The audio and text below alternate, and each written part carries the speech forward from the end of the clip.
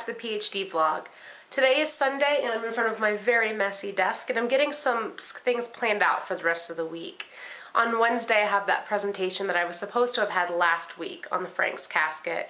So I'm going over my notes and I'll be doing that here for a couple of hours before starting some grading for my classes that I teach.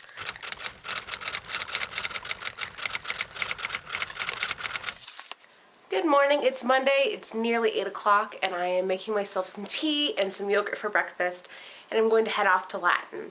This afternoon I'm going to do a little bit of work preparing for the rest of my week, so answering emails, getting things together for courses on Tuesday and Wednesday. But I will bring you along with me and talk to you a little bit about my presentation that I'll be giving on Wednesday. Okay, so it's just about 10 o'clock now and I've finished up my work for the day. I've done some grading, so nothing really to write home about. But tomorrow is my long day of classes. Tuesday I get to leave for campus around 7 and I get home around 5:15, 5:30. I will see you bright and early tomorrow. I thought I would take a few moments to talk to you about what it's like to apply to American universities for both your master's and your PhD. I've completed my master's here and I'm now in a PhD program in the US, and I know the application process can be a little bit different than UK or other European institutions. I applied to both European and institutions here in the US when I applied to schools for my master's. I noticed a couple of differences in the application process itself. First, to attend a graduate school in the US, you typically have to take something called the GRE, which is the Graduate Record Examination. It measures your analytic and reading skills and also has a writing component.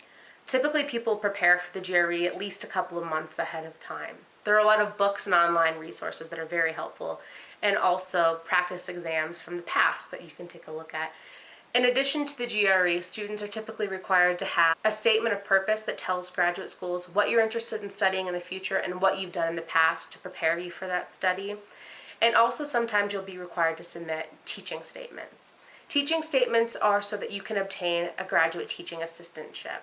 Teaching assistantships are great because not only do you get experience in your field and have something to have on your CV as far as your teaching and classroom experience, but they also come with, typically, tuition remission and a stipend. Tuition remission means that your fees to the university are paid for, and a stipend is money that you get from the university for teaching the courses. Depending on what university you attend and where that university is in the US, the dollar amount of your stipend will vary, but typically it's enough to cover your rent and food and basically be a wage that you can live from.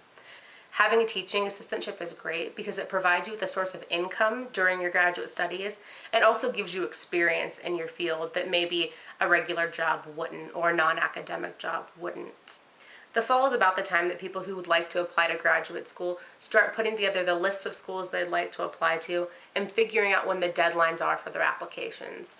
Those deadlines typically fall sometime between beginning and middle of December and middle to late January, but they can be anywhere in between depending on the university. There's no standardization across the board.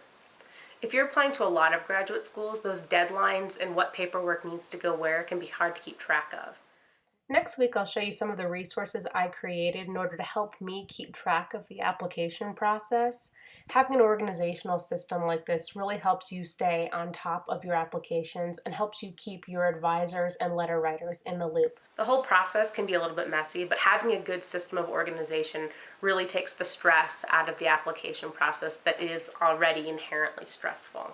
It's just about 12:30, a little bit after, and I'm preparing for a presentation in an evening seminar that's tonight, and that's called Bede's World. The presentation that I'm giving is on the Frank's casket, which is an 8th century box made during the Northumbrian Renaissance.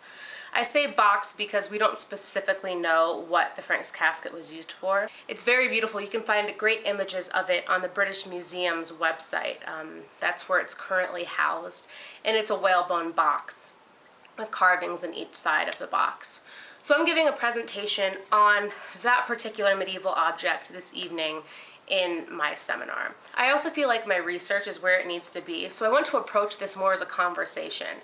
For the next hour or so, I'm going to run through my presentation one more time, not so much the words, but the timing with the slides and making sure that I have my outline matching what I actually want to do in my presentation in terms of when I should change slides, when I should go back to another image. Hi, so it is the end of the day on Wednesday, and I'm back at home after having given my presentation in my bead seminar. It went pretty well. There's some things that I know I need to change from the version that I gave to the paper that I'll turn in a week from today. There are things I need to hash out a little bit more that I understood having read a bunch of research on it right before I gave the presentation, or a couple of weeks before I gave the presentation, that someone who hadn't done that research probably wouldn't know. So just adding a little bit more to the background was kind of the general feedback that I got after giving my presentation. I'm actually giving a presentation next week in my Arthurian literature course, so I'm glad that I'm getting all of these repetitions in terms of giving presentations before I give my presentation at RMMLA the week of October. I think it's the 5th or the 6th, but it's the Thursday of that week. But I will let you know next week how my Arthur project goes. Right now I'm going to have a cup of tea and hang out with this little guy, but I will let you know how the rest of the week goes. Good evening. It's just a little bit after 5 on Thursday and I'm finally home. I didn't get to update yesterday just because I got home from my bead seminar at about, what time? I got home from my bead seminar at about 7:30 and I ate and took a quiz, started a quiz that I'm going to turn in for that seminar next week, and just not really a lot was going on. I was tired and a little bit grumpy and needed to feed myself. But it's Thursday, I had my full day of classes and teaching, and I am home now. It's actually my birthday, so I'm going to make myself some dinner and just kind of relax a little bit. I haven't really taken it easy at all this week, so it'll be nice to kind of kick back and maybe talk to some friends and watch something on TV. But right now I'm out on my patio with my dying basil and rosemary and Lupin. I'll check back in with you on Friday when I do my recap of what's gone on over the week. Today's Friday, so that means we're officially at the end of this week's PhD vlog, and I want to talk to you about what I've done this week and what's coming up next week. So this week I have my big presentation. I have a small presentation next week that won't require as much preparation, but I'll bring you along with me for that. In addition, I'm doing a writing camp on Saturday and Sunday to help me prepare for a conference that I'm going to have in 2 weeks in Santa Fe, New Mexico, about an hour north from here. So next week you'll see the results of that writing camp, what I did to get my paper ready from being a long article length paper to something shorter that I can present at a conference. Also, I'll talk to you about teaching and what it means in particular to be someone who's doing a subject history related as part of a humanities degree. So although my degree is through the English department, I have to take a lot of history courses. I have to have special language skills that aren't required for typically for other English PhD programs. So I'll talk to you about what it means to be a medievalist in a PhD program. Thanks so much for tuning in, and I will see you next week.